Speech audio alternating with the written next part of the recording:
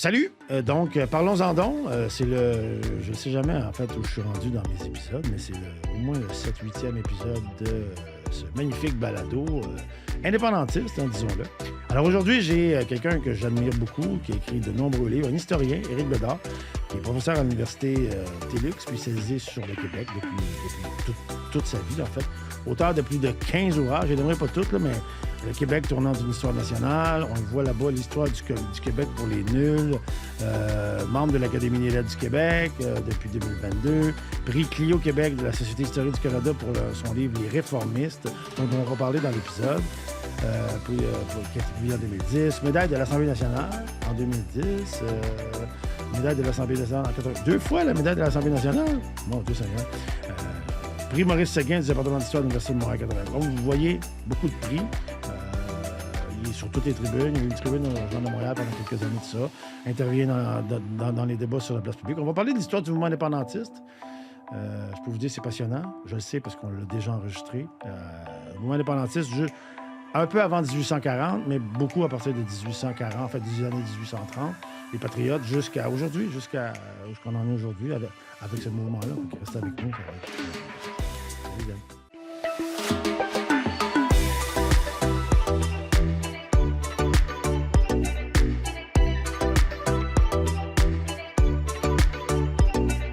Éric Bédard, salut. Bonjour. Comment ça va? Ça va très, très bien, merci. Très content que tu Merci de sois m'avoir là. invité.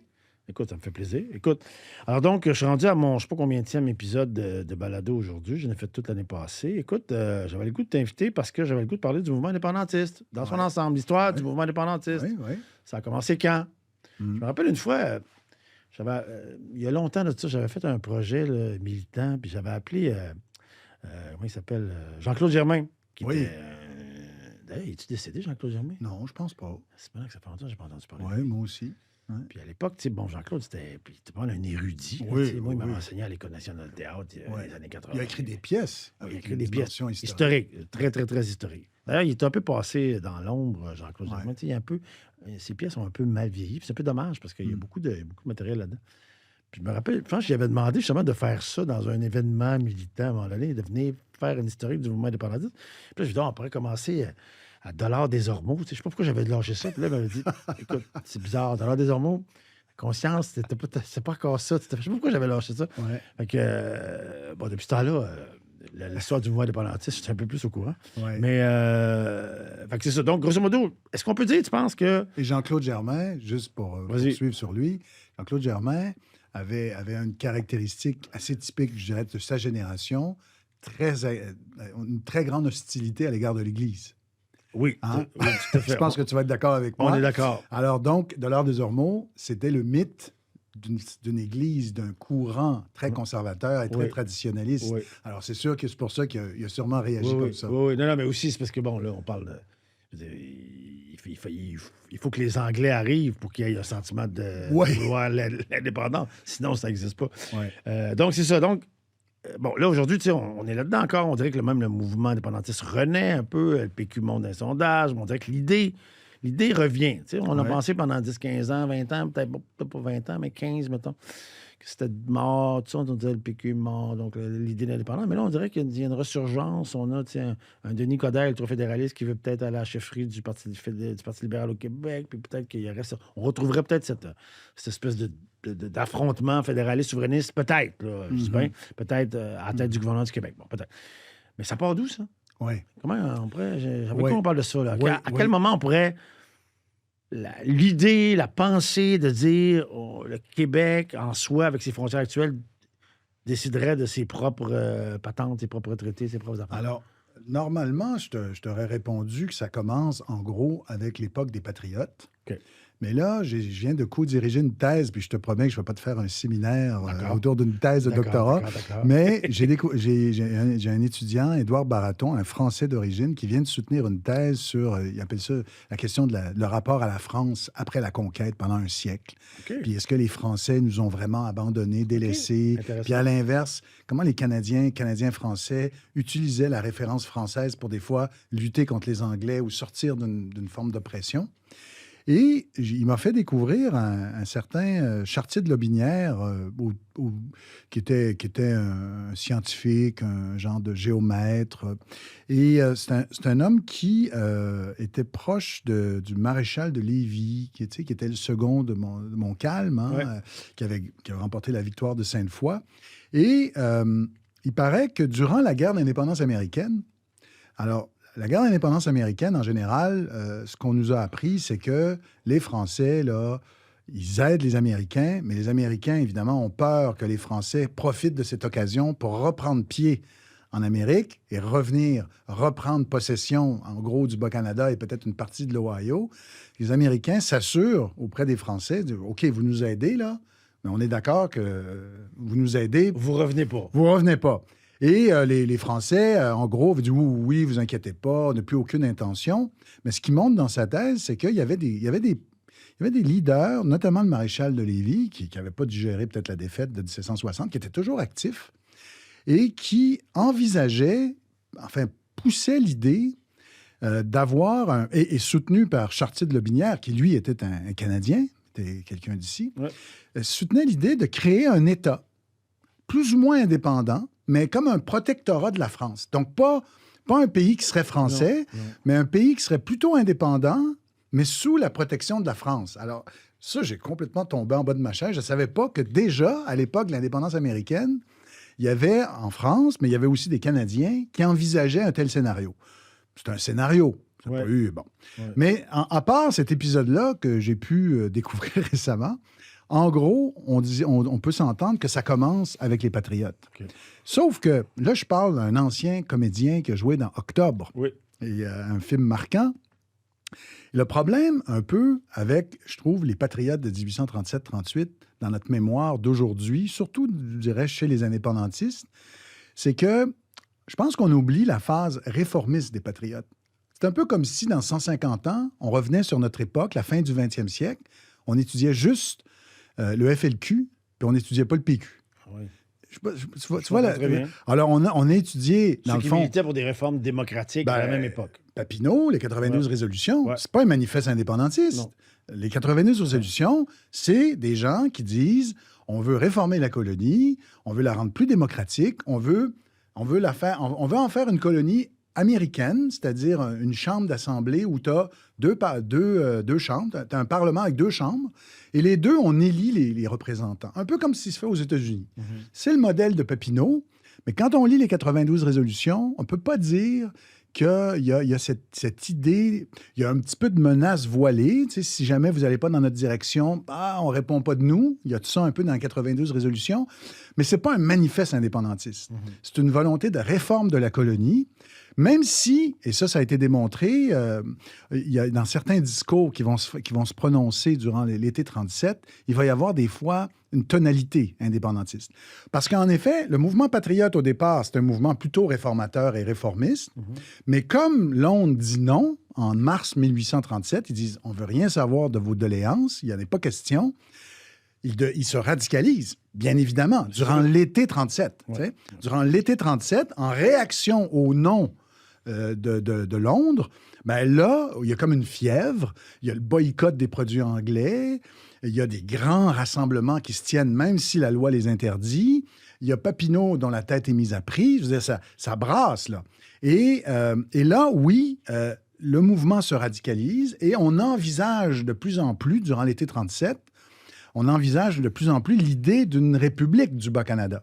Et sauf que quand c'est le temps d'y aller jusqu'au bout, Papineau dit, bon, peut-être qu'on va aller vers ça, mais si on va vers ça, il faut aller chercher des appuis. Il faut commencer par les Américains. Mm-hmm. Papineau ne jurait que par les Américains, que par la République américaine. Les institutions de la République américaine ne juraient que par ça. Donc, il s'en va aux États-Unis, il rencontre des gros bonnets, il rencontre le grand historien Bancroft, qui était le Michelet ou le Garneau de l'époque. Puis Bancroft, qu'est-ce qu'il lui dit? Il dit, c'est beau ce que vous faites, mais allez donc voir à Londres s'ils ne peuvent pas arranger ça. Réaction de Papineau, il n'en revient pas. Tu sais, comment ça, aller à Londres? On est en guerre. Contre eux autres. Donc, les Américains... C'est notre oppresseur. Exactement. Le problème de Papineau, c'est qu'il y a aux États-Unis un nouveau président qui s'appelle Martin Van Buren, qui remplace un nationaliste américain qui s'appelait Andrew Jackson.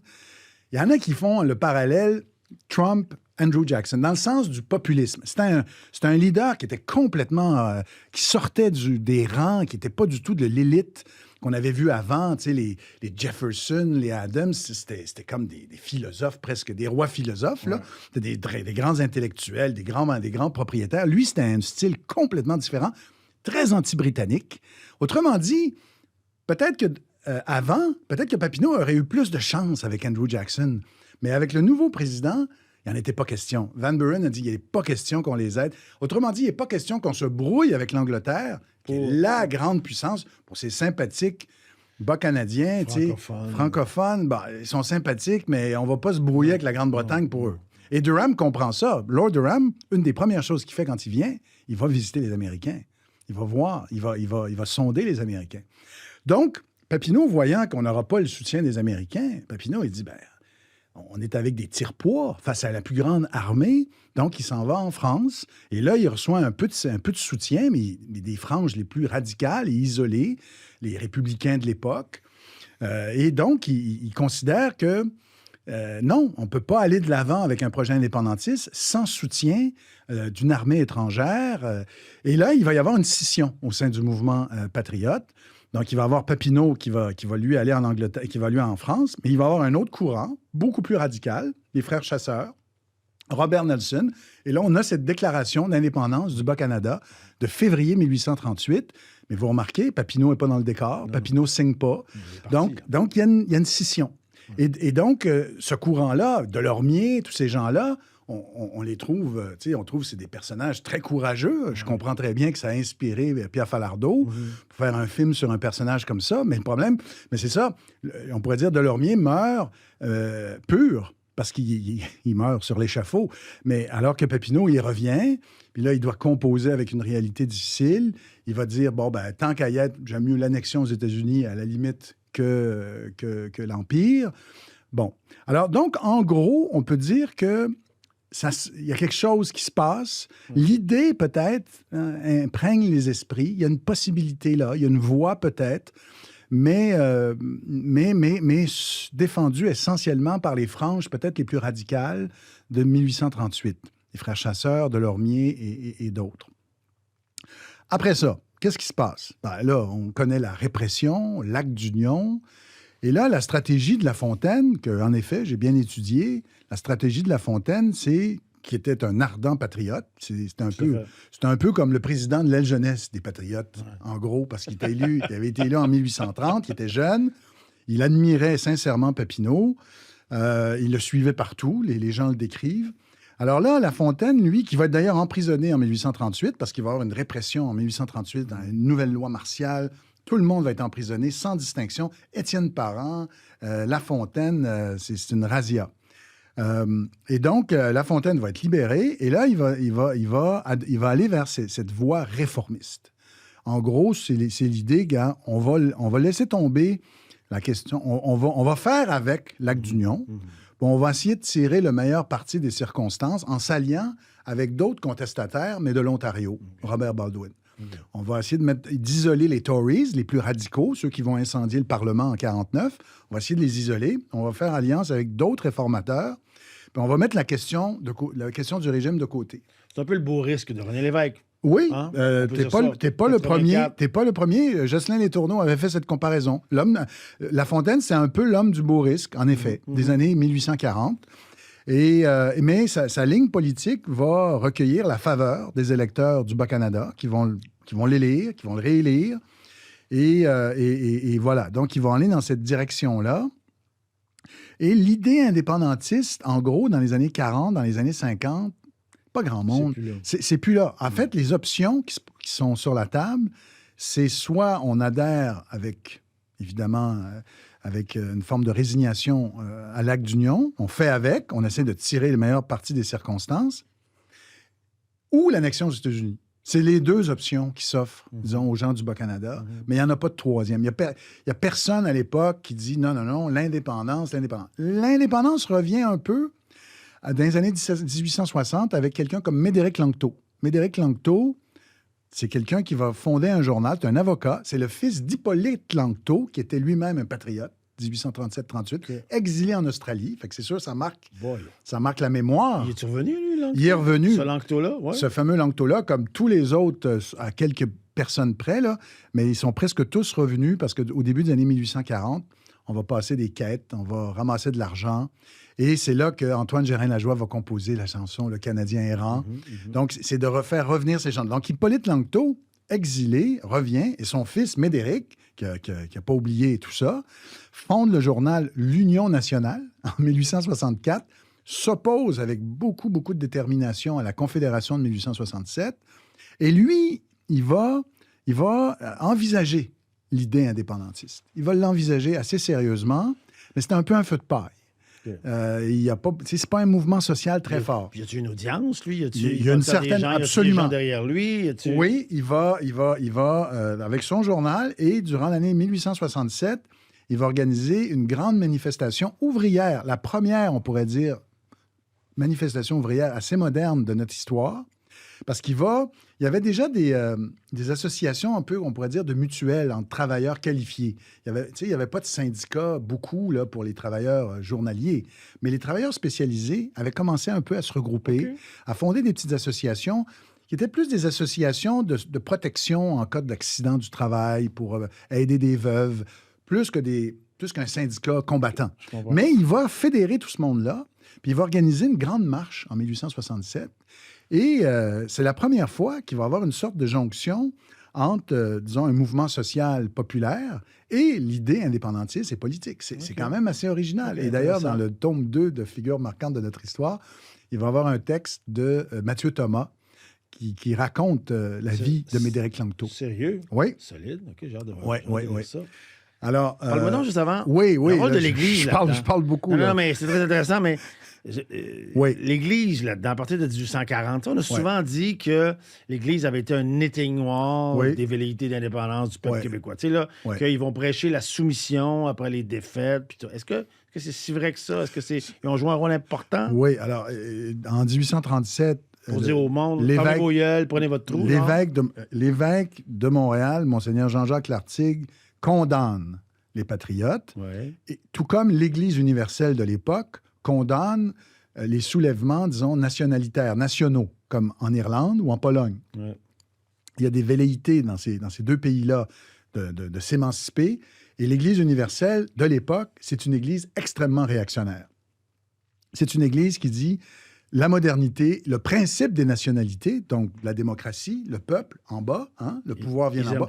Ils n'aiment pas ça. Le pouvoir vient de Dieu, l'autorité est divine. Il faut pas fomenter le désordre. Les monarchies, c'est bon. Puis ils sont là-dedans. On est dans l'Église du 19e siècle, l'Église réactionnaire du pape Pie IX, notre fameux boulevard, là, ça vient de lui. Et un de ses admirateurs, c'est notre deuxième évêque, Monseigneur Bourget. C'est un admirateur de Pie IX. Donc oui, c'est une Église très réactionnaire, et c'est une Église qui va toujours assimiler libéralisme à socialisme et subversion.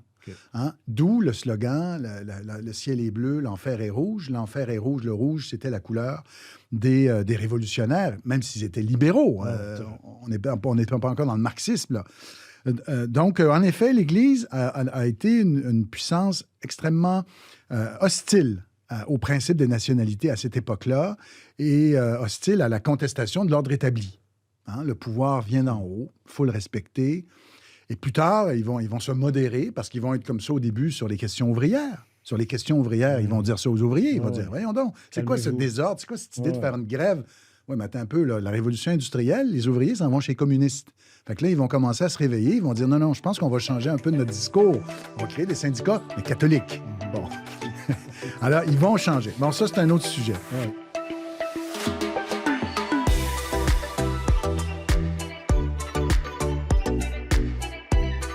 Donc, l'idée indépendantiste, on va dire qu'elle disparaît un peu de l'écran radar. Là, il y a un Mercier. Bon, Mercier, c'est un autonomiste. C'est pas un indépendantiste. Okay, c'est bon. Mercier, c'est celui qui invente, justement, aidé par des juristes de sa génération, ce qu'on pourrait appeler la doctrine de l'autonomie. C'est-à-dire, les gens à Ottawa, John A. Macdonald, pensent que le Canada, c'est un pays quasiment unitaire, puis que les provinces, quasiment des grosses municipalités. Ils se trompent. Le Canada existe parce que les partis l'ont constitué. Oui, donc, le pouvoir vient des provinces. C'est ça, l'autonomie. Et il défend ça, puis ça va être repris par Duplessis et d'autres, et même maintenant, jusqu'à un certain point, François Legault. Donc, c'est la philosophie de Mercier, mais c'est pas un indépendantisme, Mercier. OK. Mais les indépendantistes, donc, il y a la petite... Il y a Médéric Langto, mais là, ça va... Ce qui arrive, et là, j'arrive aux années 60, mais il va y avoir, en gros, ça va être un peu récupéré, mais par, on pourrait dire, une certaine droite traditionnaliste. Henri Bourassa? Pas Henri Bourassa, non. Henri Bourassa, c'était l'homme des deux nations dans le Canada. Donc, l'indépendance du Canada, mais un Canada binational. Henri Bourassa, et d'ailleurs, il y a un choc avec Lionel Groulx.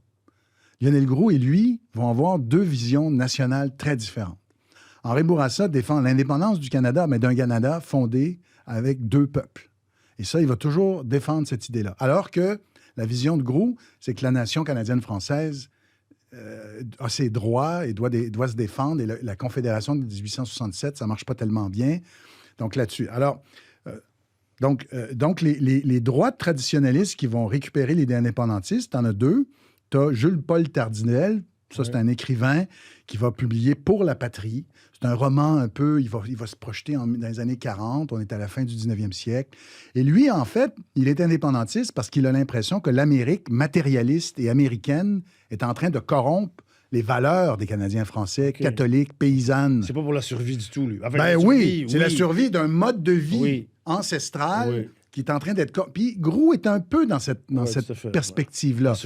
La survivance. Il va publier un numéro spécial de l'Action française, à l'époque, qui va devenir l'Action nationale, en 1922, Notre avenir politique. Et on est en pleine crise là, de la Confédération, parce qu'il y a eu le règlement... on est en train d'abolir les droits des francophones des autres provinces. Il y a eu la motion Franqueur en 1917. Il y a eu la conscription en 1917. Donc là, il y a un climat de remise en question de la Confédération. Et Groulx, il devient un intellectuel de choc et il va dire, peut-être que c'est ça notre avenir. Peut-être que notre avenir politique, c'est d'être autonome, indépendant. Et il va dire en 1937, dans son grand discours, « Notre État français, nous l'aurons ». Donc, il flirte avec l'idée indépendantiste, mais les spécialistes de Groulx s'entendent pas, tu sais, sur est-ce qu'il était vraiment indépendantiste, coûte que coûte ou pas. Son dernier biographe, Charles-Philippe Courtois, lui dit oui, mais franchement, moi, je reste à être convaincu. OK. Je reste à être convaincu. Mais il est là-dedans. Il est là-dedans, puis quand il y a des jeunes des années 30 qui viennent le voir puis qui sont clairement indépendantistes. Genre? Paul Bouchard, la revue La Nation. Mais eux autres, ils sont proches des perspectives plus de Mussolini. Un État fort, un chef. Je ne sais pas si vous avez vu là, la série. C'est une série à Radio-Canada. On était jeunes dans les années... On était dans la vingtaine. Là. C'est une série là, écrite par Claude Gauvreau. Qui avait fait le temps d'une paix. En tout cas, j'oublie son nom, mais il met en scène des indépendantistes des années 30, mais c'était inspiré par un certain fascisme, des pouvoirs forts, le Portugal, l'Italie, pas les nazis nécessairement, mais à l'époque, on ne les confondait pas toujours. Alors, donc, il les encourageait quand il y avait des jeunes qui allaient le voir. Il disait « Ah oui, je comprends que vous en soyez venu à cette conclusion-là », mais lui-même ne mettait pas en avant en disant l'indépendance. Bon. Il va avoir dans les années 30, justement, un petit courant autour de la revue La Nation, Paul Bouchard. Il va avoir un écrit, il va avoir un livre de Wilfrid Morin sur l'idée indépendantiste, mais il n'y a pas de mouvement social qui porte ça. Qui accote ça. C'est ça. Donc là, on arrive à la fin des années 50. Et là, j'ai envie de dire, c'est comme la queue de la comète d'un indépendantisme traditionnaliste, c'est celui de Raymond Barbeau. Raymond Barbeau, en 1957, va fonder l'Alliance Laurentienne. L'Alliance Laurentienne, ça a été oublié. C'était vraiment avec une revue. Je pense que ça s'appelait la Laurentie. Mais lui, en gros, sa perspective, c'est celle d'un État catholique, d'un État qui va justement préserver les valeurs de la nation canadienne-française, contre une Amérique matérialiste qui nous amène vers quelque chose de dangereux, contre l'immigration aussi. Et donc, alors, Raymond Barbeau, lui, il veut faire l'indépendance parce qu'il pense que si on n'est pas indépendant, on va tous parler anglais d'ici 10 ans. Donc, il a une perspective très défensive, conservatrice, préserver les valeurs traditionnelles du Canada français. Mais dans son mouvement, il y a des jeunes qui débarquent, qui ne sont pas à l'aise avec cette perspective-là. Des jeunes comme Marcel Chaput, des jeunes comme André d'Allemagne, qui, eux, vont fonder 3 ans plus tard le Rassemblement pour l'indépendance nationale, qui, lui, va être un parti, qui va devenir un parti en 1963. Au départ, c'est un mouvement social.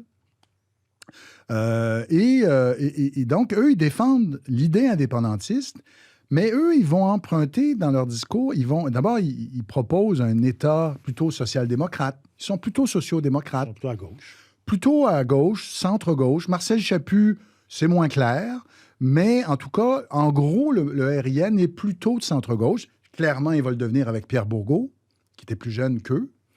Et eux, donc, ils vont créer ce mouvement qui va devenir un parti.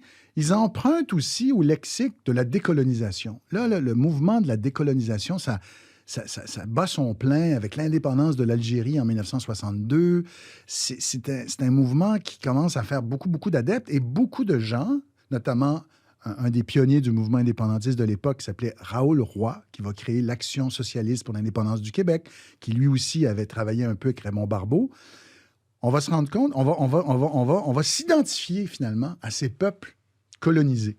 On va dire, nous, au fond, les Canadiens français, c'est un peu notre destin. Donc, on n'est plus dans la perspective de Raymond Barbeau, là. Il faut préserver les valeurs essentielles d'une société qui va bien. Je veux dire, une société saine, une société paysanne, une société catholique.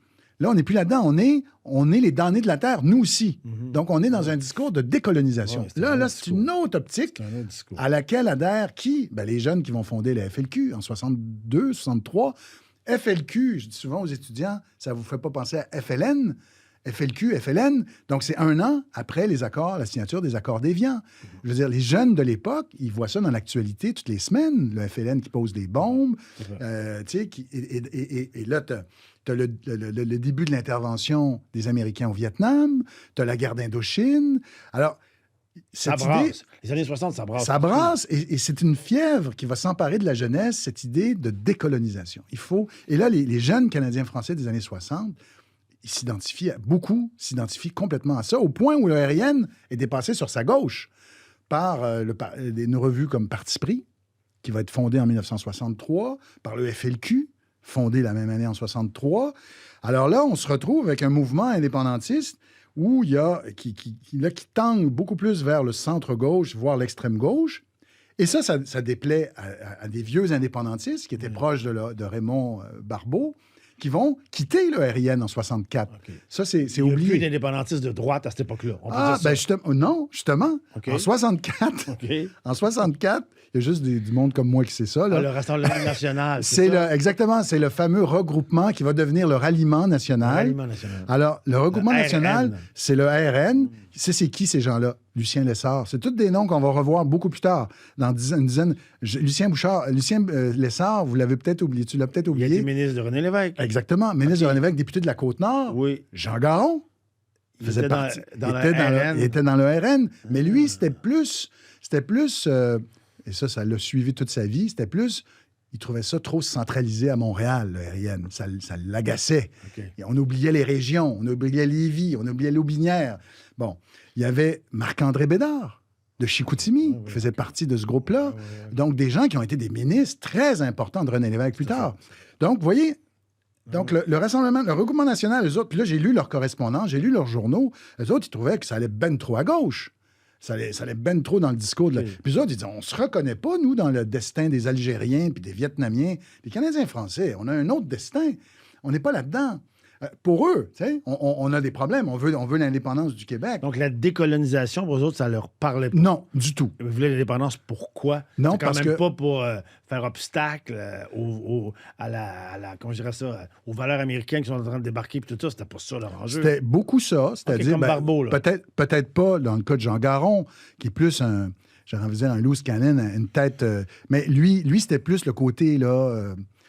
centralisé versus décentralisé. Okay. Mais en gros, quand tu lis les journaux de l'époque, quand tu lis les journaux du regroupement national, oublie pas qu'on est à l'époque de la guerre froide. Donc, la guerre froide, il faut choisir son camp, puis ils avaient l'impression que le RIN, il tanguait bien plus vers le monde communiste. Puis la décolonisation, puis le FLQ, puis tout ça, ça les fatiguait. On va perdre du monde. Si on veut rallier les indépendantistes, non, il faut que des voix comme la nôtre existent. Alors, ils ont créé ce mouvement-là qui va devenir leur aliment national parce qu'il y a des créditistes qui vont devenir indépendantistes. Gilles Grégoire, un autre gros bonnet du PQ plus tard. Et comme par hasard, le PQ de 1968, ça va être quoi? Bien, ça va être des dissidents libéraux avec cette aile plus conservatrice. Parce que c'est du monde moins radicaux que le RIN, le FLQ. Que René Lévesque a toujours rejeté. Bourgault et sa gang. Il ne voulait rien savoir des anciens du RIN. Et moi, ce que je soutiens, c'est que c'était pas juste des chicanes de personnalité. C'était aussi des enjeux de fond. Idéologique. N'oublie pas que le RIN de l'époque propose l'unilinguisme français. L'unilinguisme français. À l'exclusion des anglophones. Exactement. Ça veut dire que tout... droit pour les anglophones. Demain matin, on est indépendant, il n'y a plus de subventions aux institutions anglophones. Point barre. McGill va devenir McGill français. D'ailleurs, il y a une manifestation en 68, 69 là-dessus. Donc, ça, alors que le Lévesque, il disait non, il faut préserver les droits d'une minorité historique. Donc, un point de vue un peu plus libéral. Tu sais, on va essayer de trouver un modus. Et d'ailleurs, les gens du regroupement national aussi disaient ça.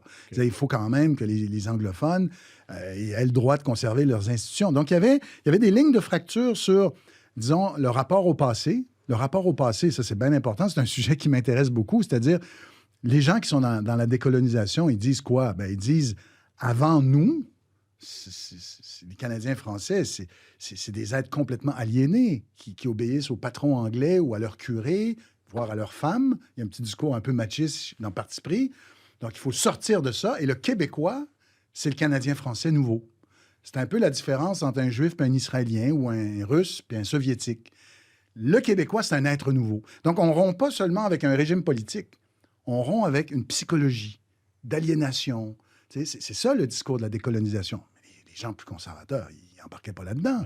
Parce que pour eux, tu sais, notre maître le passé, ils étaient fiers des ancêtres canadiens-français. Tu sais, ils n'ont pas le même rapport au passé, pas le même rapport à l'État, pas le même rapport à la minorité anglophone. Il y avait des gros enjeux de fond, là. Alors donc, ça, c'est les années 60. Et là arrive le PQ, arrive René Lévesque. Et là, dans le fond, là, on a un nouveau groupe d'indépendantistes qui n'existait pas avant. C'est, je dirais, des technocrates du début des années 60 qui ont fait la Révolution tranquille, puis qui se disent, ils sont dans une logique de construire un État. Puis, tu sais, Parizeau, c'est le meilleur exemple de ça. Parizeau, il dit, 2 États pour le même territoire, ça crée des confusions. C'est un homme qui est dans une sorte de logique cartésienne. On a créé un État québécois. Allons jusqu'au bout de notre logique. C'est des technocrates libéraux qui vont se convertir à l'idée indépendantiste au milieu des années 60 ou à la fin des années 60 ou au début des années 70. Et c'est sûr que ça, René Lévesque, c'est des recrues de choix. René Lévesque est un peu de cette eau-là, lui-même. Il n'a jamais rejeté d'emblée l'idée indépendantiste, mais il ne voyait pas la nécessité. Il était dans les réformes de l'État. C'est ça qui le passionnait. Puis il a fait des grandes choses, comme les autres.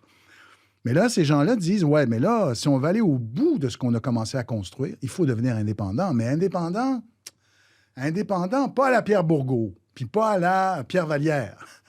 Indépendant... On coupe pas tous les ponts. On coupe pas tous les ponts.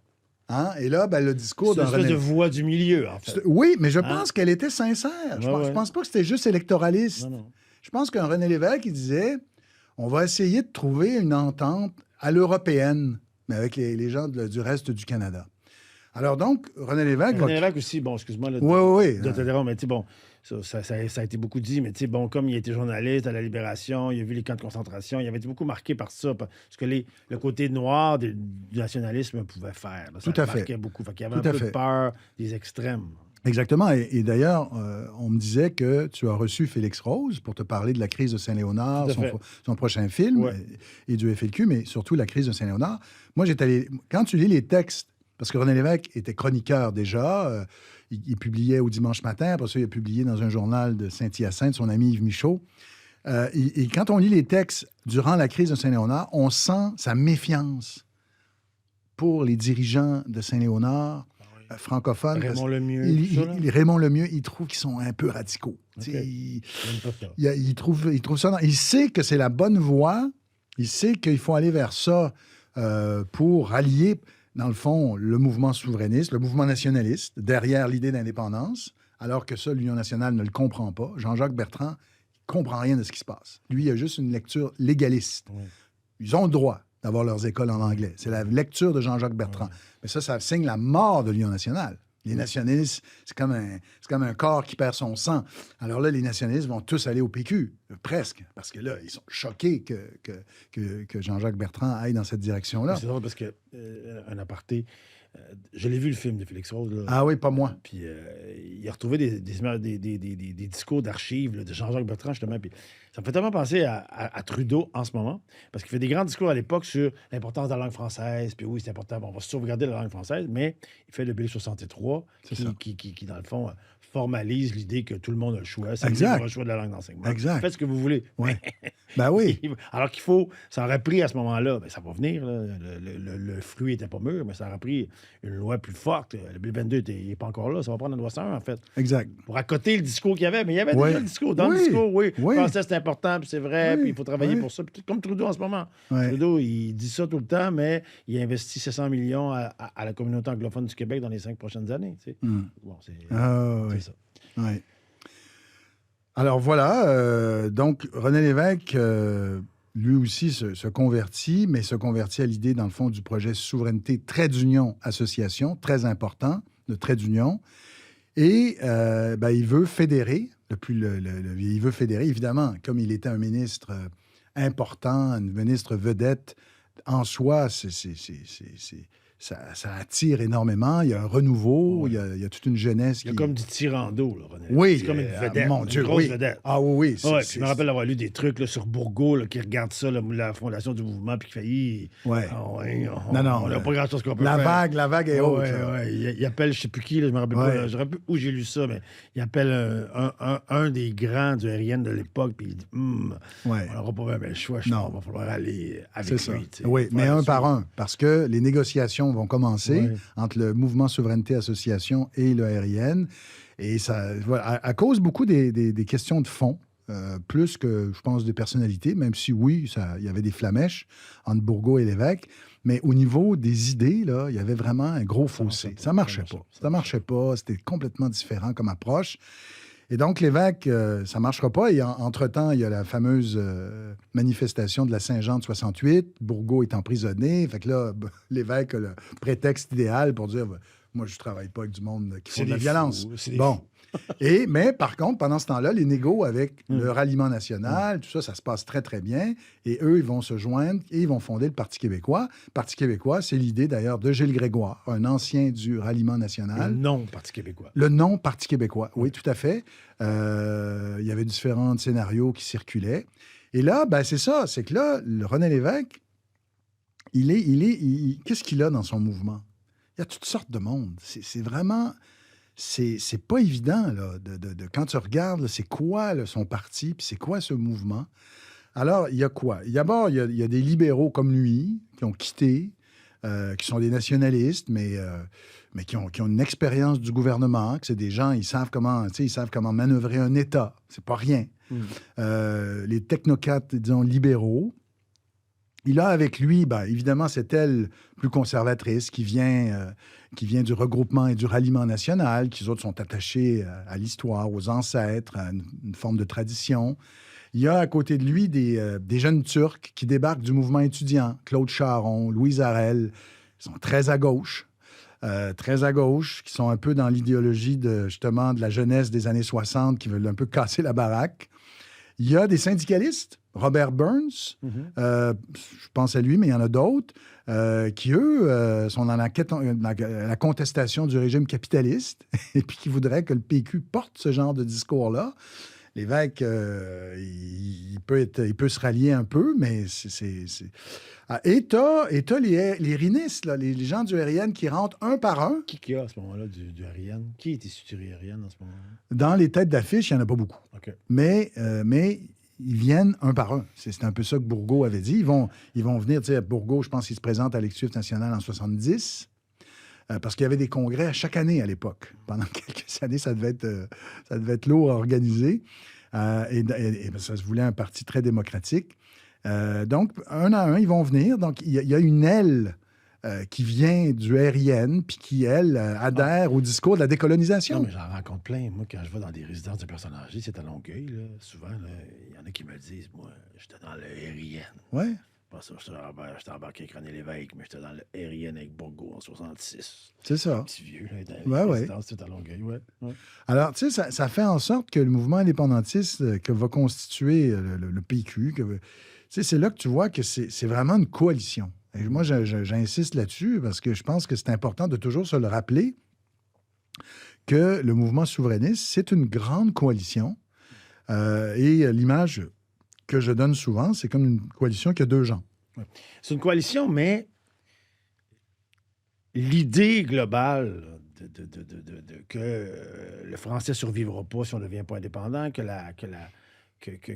qu'on est deux nations, qu'on est deux peuples, tout ça, cette idée-là globale, elle surnage au-dessus de ça quand même. Ça devient beaucoup plus important en 1960 et d'autant plus important et possible. Alors qu'avant, 1960, on ne l'imagine pas. Personne ne pense à ça vraiment. Ouais. Et là, ça devient sérieux avec tout ce qui se passe dans le monde. Là, on se dit, hey, les autres le font. Ouais. Moi, je le ferai. Peu importe comment ça va se définir là, avec les gens qui sont dedans. Mais l'idée globale, c'est dans les années 60 que ça prend vraiment son envol, que ça se dit, OK, ça va être possible. On devrait faire ça. Et c'est exactement, c'est à partir des années 60-70 que cette question-là devient la question de l'urne, finalement. Êtes-vous pour ou vous êtes contre l'idée de l'indépendance du Québec? Et le Parti québécois va créer une reconfiguration du jeu partisan. D'ailleurs, ça, il faut le rappeler, c'est important. En 1970, quand le PQ se présente devant l'électorat, il n'y a pas de référendum. Non. Si le PQ est élu en 70, on amorce la démarche vers l'indépendance. Absolument. Hein? Puis c'était vrai en 70, c'était vrai en 73, si je ne me trompe pas. C'est en 76 la première fois qu'il y a un référendum à la clé. Exactement, hein? Tout à fait. Tout à fait. Alors, c'est ça, la mécanique d'accession à l'indépendance était en train de... C'est ça, et au départ, on a une majorité parce que... Mais c'est assez radical quand tu y penses quand même. C'est radical, mais c'est... C'est nos yeux d'aujourd'hui. C'est conforme au parlementarisme britannique. C'est-à-dire que le Parlement est souverain, à la limite. Le Parlement est souverain. Je pense que c'est une phrase de Churchill. Le Parlement peut tout faire, sauf changer un homme en femme. C'est une expression qu'il disait. Et c'est pas faux. C'est-à-dire que dans cette tradition parlementaire britannique, le Parlement étant presque souverain, il peut procéder. Mais là, évidemment, il y avait des craintes. Il y en a qui disaient, oui, mais c'est-tu légitime? Est-ce qu'on va obtenir vraiment la reconnaissance internationale? Et ça, ces débats-là ont perduré. Mais... Ceci dit, il y a quand même des tensions constitutives dans le mouvement souverainiste. Qu'est-ce que tu dis? Les tensions, là? Ben, encore aujourd'hui, d'après moi. Encore aujourd'hui, c'est toujours les mêmes... Oui, mais justement, ces débats-là, ces questions-là se dissipent un peu quand on a un référendum, quand on a un échéancier, quand on a une élection à gagner. Là, on met ça de côté, puis on veut gagner. Puis on a un adversaire bien désigné. Mais quand on n'est pas dans une perspective claire au niveau d'un agenda, en général, ces questions-là ressurgissent. Et une de ces questions-là, c'est est-ce qu'il faut adjoindre à l'idée d'indépendance un projet de société? Est-ce qu'il faut définir le pays à naître ou pas? Tout à fait. Bon, tu as bien connu Pierre Falardeau. Oui. Pierre Falardeau, il disait non, on commence par obtenir la liberté pour le Québec, puis après ça, ben, on aura nos débats. Mais il y en a qui disent oh non, moi je donne pas de chèque en blanc. Moi je veux être sûr que on va avoir un État social-démocrate, qu'on va avoir des institutions démocratiques. Ils veulent adosser l'idée d'indépendance à un projet de société. Oui. Ça, là... Et pendant ce temps-là, il y a mieux endurer Trudeau ou Poilievre que de faire un État libre et de choisir un État Mais du Québec. Pourquoi ces gens-là exigent ça souvent? C'est parce qu'ils se méfient un peu instinctivement du nationalisme, de l'intolérance. Ils voient ça comme un peu de la xénophobie. Ils ne peuvent pas vraiment, je dirais ça entre guillemets, là, avec 8 guillemets, se contenter de l'idée de l'indépendance parce que ils ont une sorte de méfiance instinctive pour le nationalisme. C'est pour ça que je reviens à mon image des deux jambes. C'est comme si on a une jambe dans le mouvement indépendantiste qui est dans l'idée de l'émancipation. On projette dans l'indépendance tous nos rêves. Écologistes, féministes, environnementalistes. Et on se dit, on va créer un nouveau pays. Et là, on invente une nouvelle société. C'est quasiment un laboratoire pour faire des choses qui n'ont peut-être pas été essayées ailleurs. Une démocratie renouvelée. Et il y en a d'autres qui disent, ben non, il faut faire l'indépendance parce qu'on va disparaître. Ils sont dans l'esprit de conservation. Alors, évidemment, c'est pas parfait. Il y en a qui pensent un peu les deux. Les deux. Mais en gros, on fait une typologie, comme on dit. on pourrait dire, tu sais, c'est quoi l'idée, la première, là, du ventre là, qui te vient? Il y en a qui sont plus dans, moi, je rêve d'émancipation, puis il y en a qui disent, moi, je veux la conservation, j'ai peur qu'on disparaisse. Et ça, c'est comme si tu viens de deux chemins bien différents. Puis c'est pas évident de toujours s'entendre quand on a ces perspectives-là qui sont très différentes, mais en même temps, on a le même objectif. Tu sais, les gens disent, bon. Alors, l'image que je continue sur mon image, c'est que deux jambes, il faut se synchroniser, il faut marcher, il faut avancer. Il faut trouver il faut pas se dire, je veux plus de l'autre jambe, parce que là, c'est manchot, tu tombes. Oui, ça marche pas. J'avais dit ça une fois à Fred Savard, il m'avait dit, ouais, le mouvement indépendantiste était un peu cul-de-jatte en ce moment. Ouais. Il n'y avait pas tard. J'avais ri. Mais c'est ça. C'est l'image que j'aurais, mais c'est ça. C'est une coalition.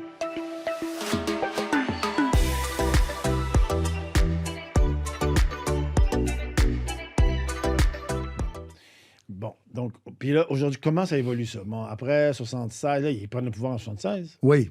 Là, alors, cette gang de gens-là cohabitent ensemble en 76. Exactement. Mais là encore, on a une horizon. On a une date. Juste avant. À ton avis, il y a eu beaucoup de débats sur que Trudeau, en 70, la crise d'octobre, avec la loi sur les mesures de guerre, a voulu écraser le mouvement indépendantiste naissant. Il voyait tous ces gens-là un peu s'énerver. Il y avait sûrement très peur du FLQ. Il y avait des rapports. Je dis, il y avait des rapports. On le sait aujourd'hui qu'il y avait des rapports. Ils ont dit publiquement qu'ils sont 2500, ils ont des bombes, le FLQ, tout ça. On sait aujourd'hui que c'était pas vrai. On voulait faire peur au monde.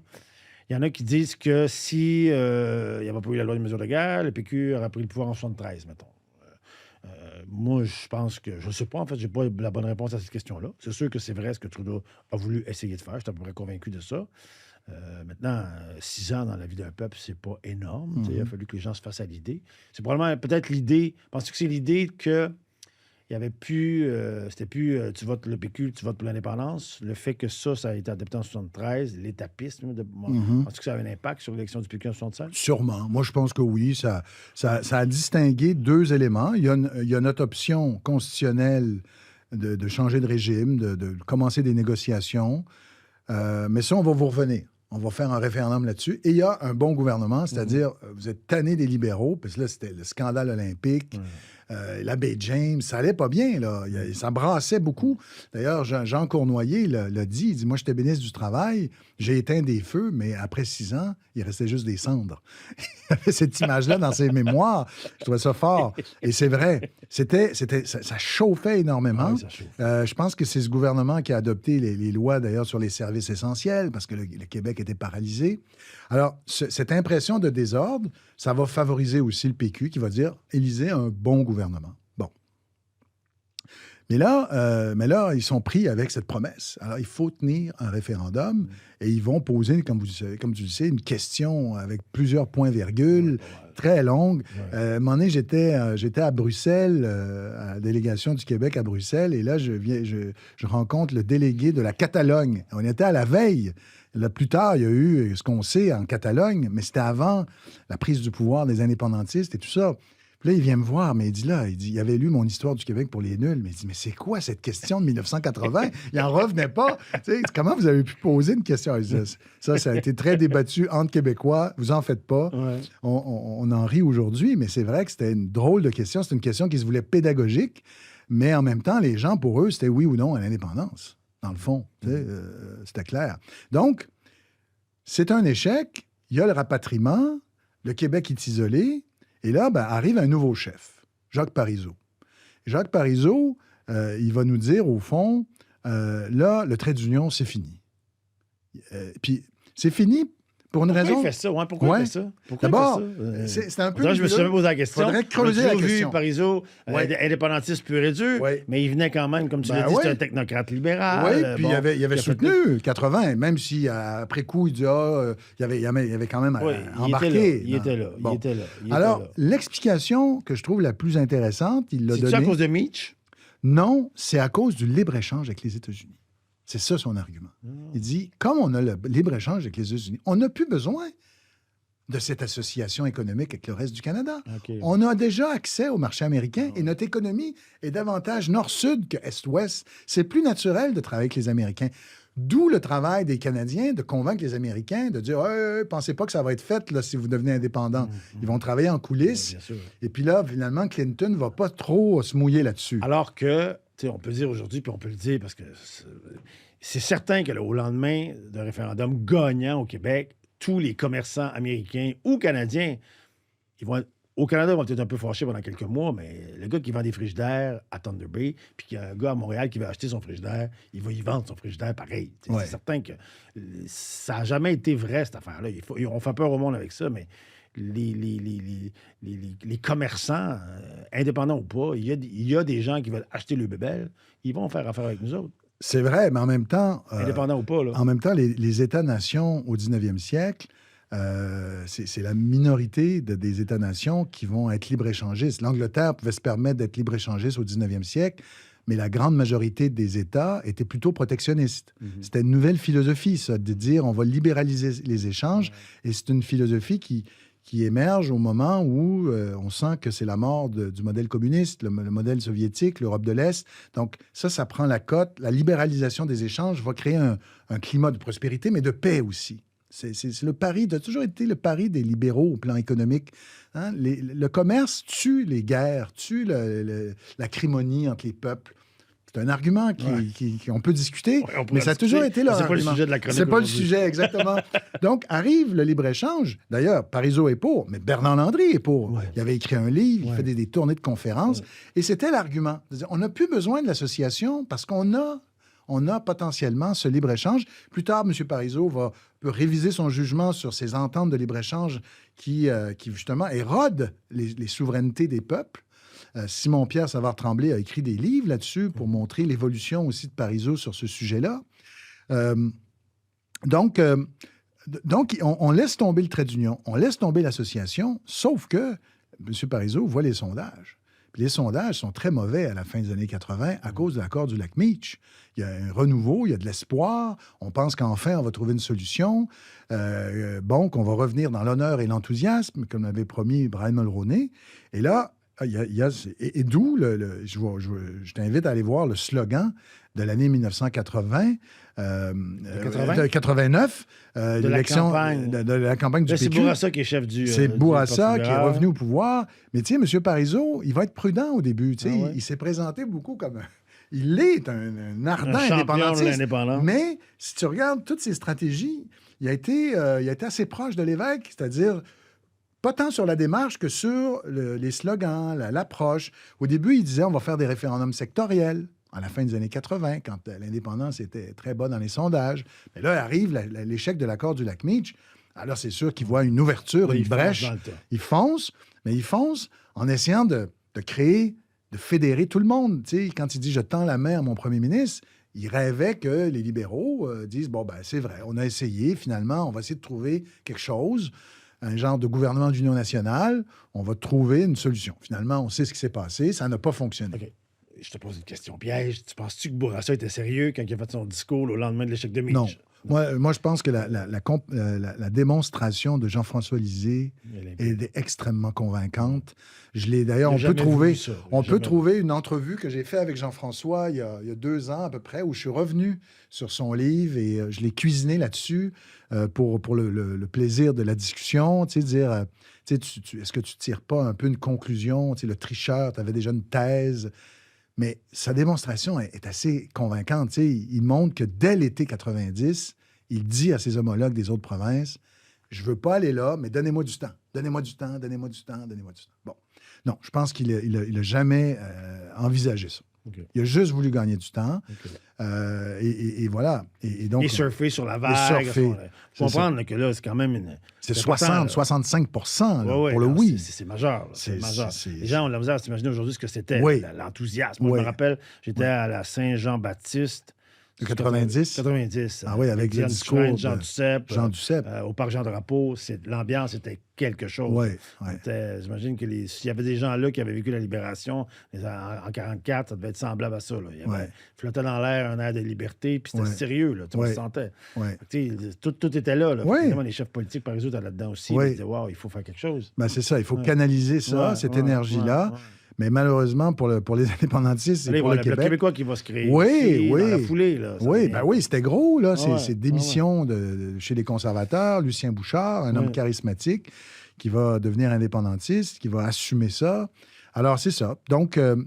Parizeau, le problème, c'est que c'est ça. C'est que là, plus on s'éloigne de cette date de 90, plus les passions s'amenuisent. Ouais. Plus on revient à la gestion quotidienne, plus on revient au problème des urgences en santé, programme de décrochage scolaire, les frais de scolarité, les sujets d'une bonne province, les sujets de société corrects, importants, mais qui nous éloignent de la question du régime, de la question du statut du Québec.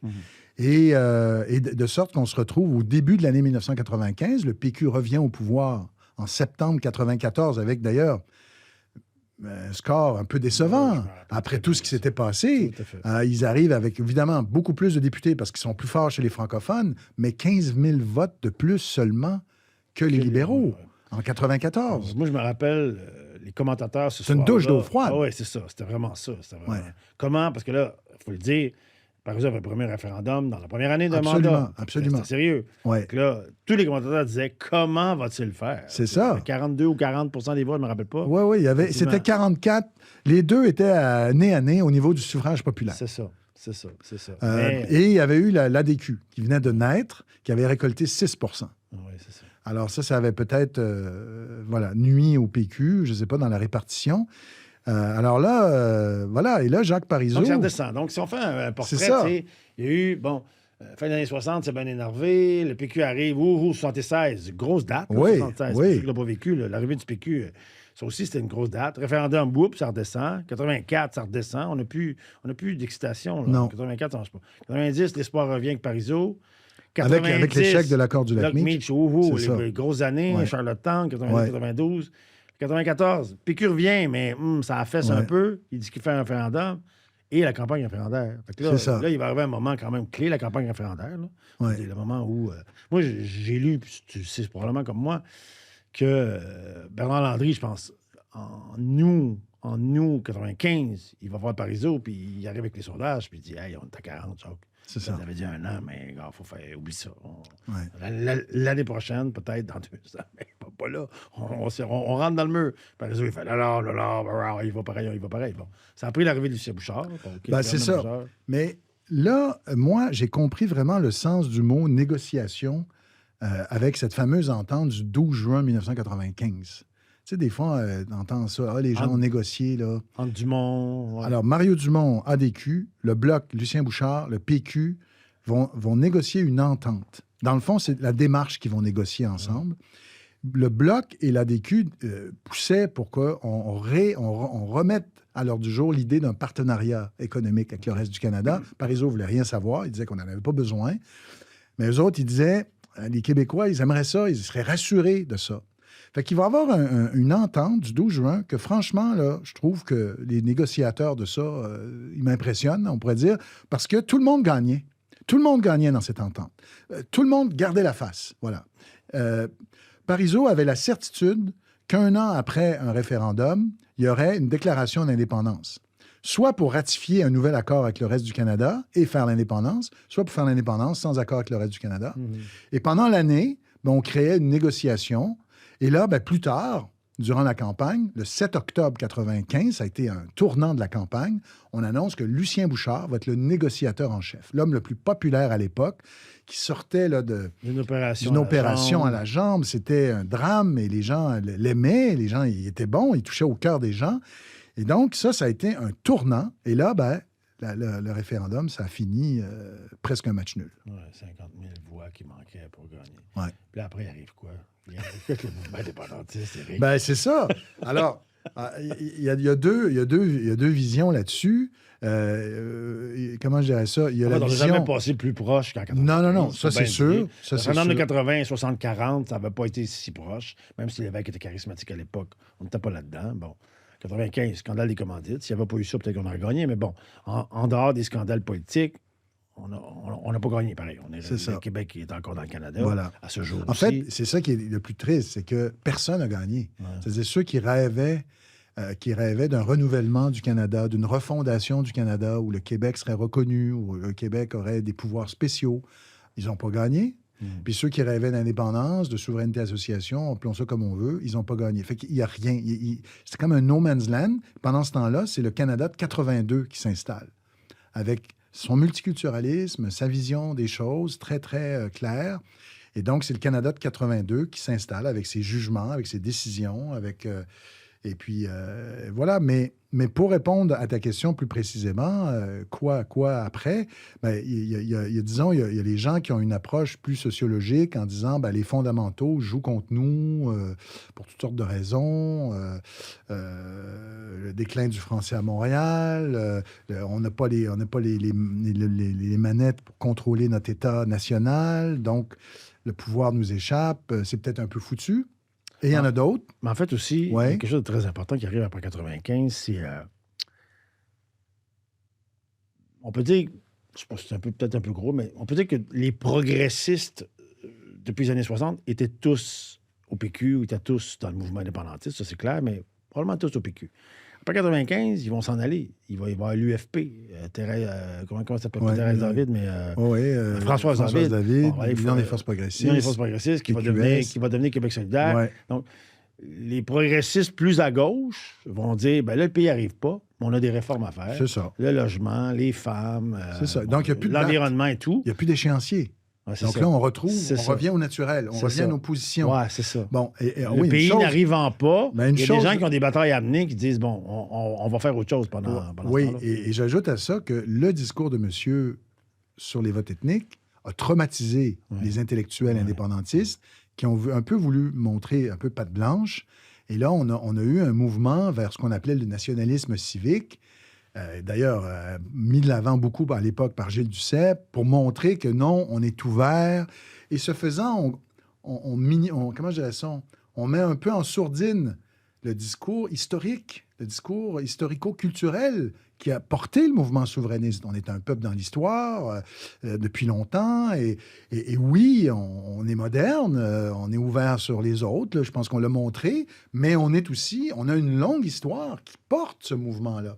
Donc, la dimension identitaire du mouvement souverainiste gênait les intellectuels et les dirigeants souverainistes après 95. Et là, si je reviens à mes deux jambes, c'est comme si on avait voulu couper une des deux jambes en disant non, ça, là, ça sent mauvais. On met ça de côté. On a vu, mais on a honte un peu de M. Parizeau. Puis on va juste marcher sur la jambe progressiste, mais c'est parce qu'un unijambiste, ça ne fait pas des longs marathons. Non, ça avance pas. Il faut retrouver... Ça ne veut pas dire qu'il n'y a pas eu des excès. Ça ne veut pas dire que le discours de M. Parizeau n'était pas, à certains égards, malheureux.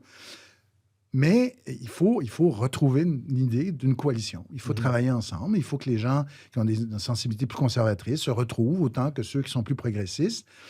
Et puis, voilà. Bon, écoute, très intéressant, Éric.